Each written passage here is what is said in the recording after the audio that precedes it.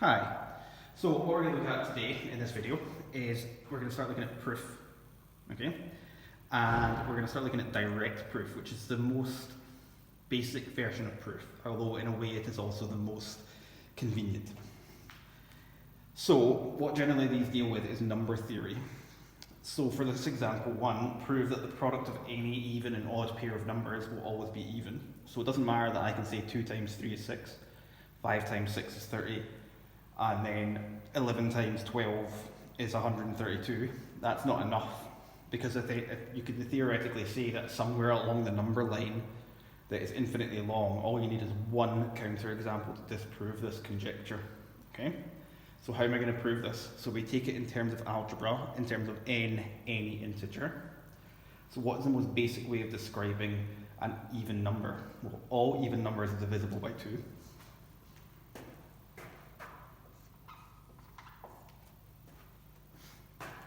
All odd numbers are plus 1 on from an even number.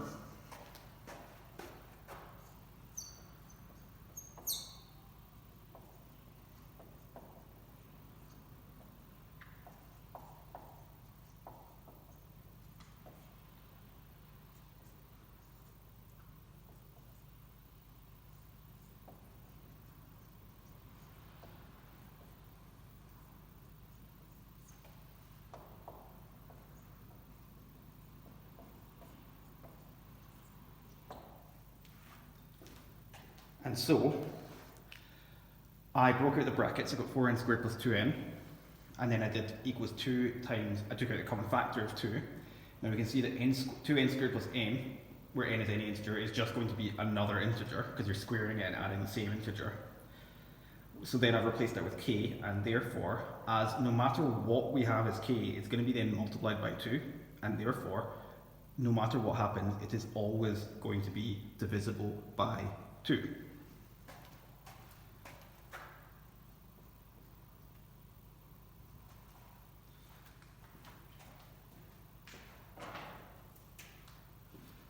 So, what are we going to do when it is proved that n cubed minus n is always divisible by 6? Okay?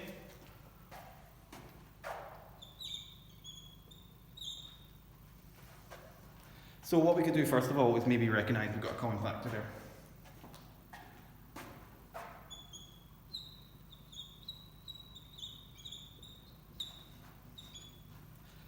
And then what are we going to do here? Well, we could then hopefully recognise we've got difference of 2 squares.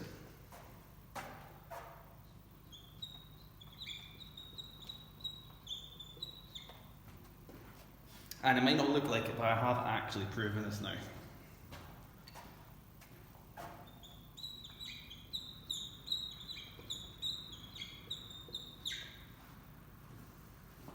That is the product of 3 consecutive numbers, n minus 1, n, and n plus 1. Okay? So think about what 3 consecutive numbers could be. 1, 2, 3. One of them is 2, and one of them is 3. 3, 4, 5.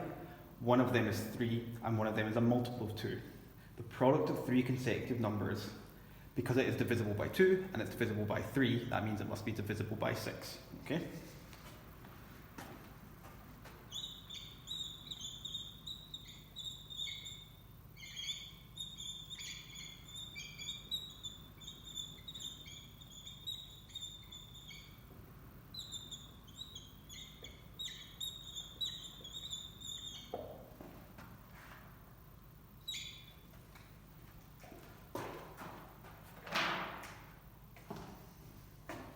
All of the pens are running out.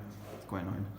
So yeah, product of 3 consecutive numbers is always going to be divisible by 6. So essentially I've just rearranged that n cubed minus n to just essentially be 3 consecutive numbers. Okay, so now let's look at an actual exam question straight away. So this is from 2003 paper, question A8. So for the function p of n equal to n squared plus n, where n is a positive integer, consider the statements A, p of n is always even, and B, p of n is always a multiple of 3. Okay? So for each statement, prove or disprove it. So generally, if I get a question like this, one of them is going to be true, one of them is going to not be true. So really all we need to do is find out, like I said before, one counterexample. Okay? But let's try and look through them. So let's think about which one is more likely. Okay? Have a think about that. Okay? So P of n is always even. So let's look at P of n.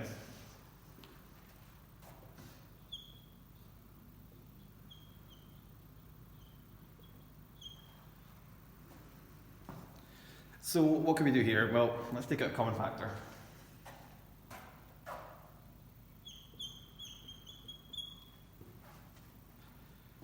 Well, you might be able to recognise this.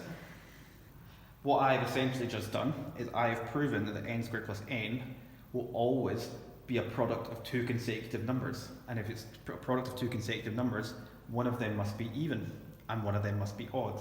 And if we look at example 1, what did we prove? We proved that any even and odd pair of numbers will always be even. So in the context of this, we should know that the product of two consecutive numbers will always be even. So I have proven this now.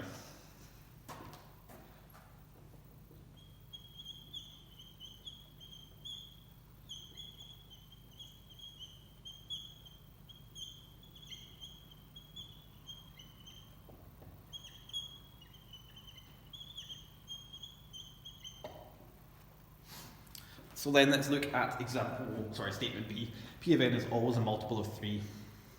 Well, for any integer, what's the first positive integer? N is equal to 1. 1 plus 1 is 2.